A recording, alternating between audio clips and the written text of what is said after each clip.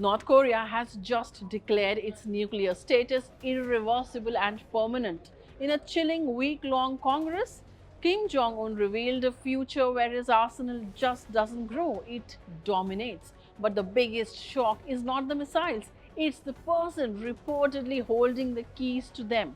At a major congress of the ruling Workers' Party in Yangon, Kim Jong un pledged to expand the country's nuclear weapons program both in size and capability.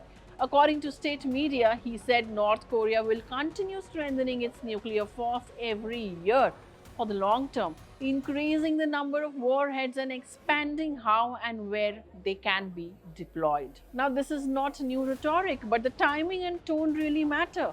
North Korea has been under heavy United Nations sanctions for years over its nuclear and missile programs. Pyongyang argues that its weapons are purely defensive, a deterrent against what it calls US imperialists and their followers, referring to the United States and its ally, South Korea. Since the Korean War ended in 1953, without a formal peace treaty, the Korean peninsula has technically remained at war.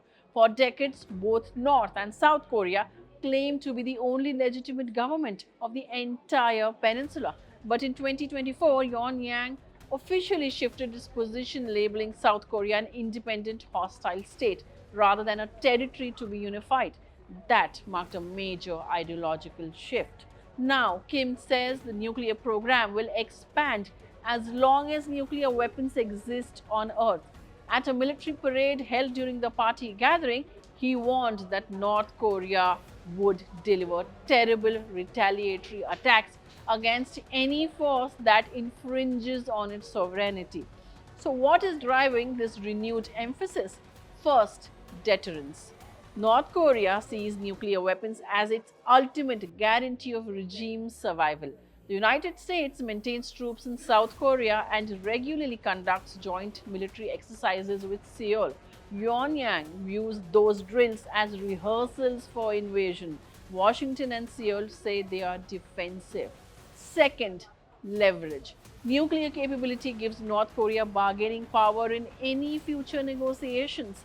There is also a domestic dimension to this. During the Congress, images showed Kim's daughter, referred to internationally as Kim Joo-a, prominently by his side.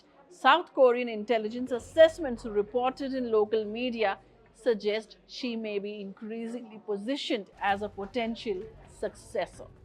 Though North Korean media do not name her, she has appeared repeatedly at missile tests and military events.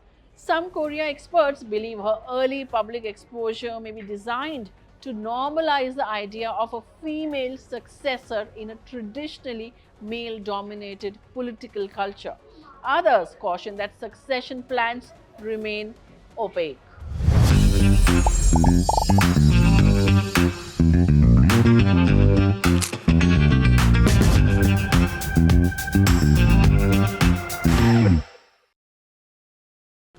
Meanwhile, South Korea's own strategic documents have increasingly reflected a pragmatic tone, acknowledging North Korea's de facto nuclear status rather than assuming rapid denuclearization.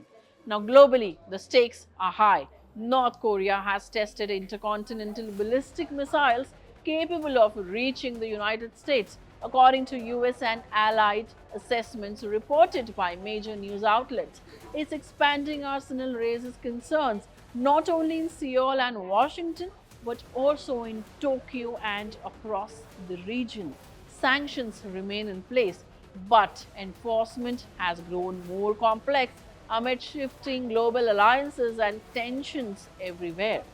So, where does this leave the world? Kim Jong un is signaling that North Korea's nuclear weapons are not negotiable in the near term.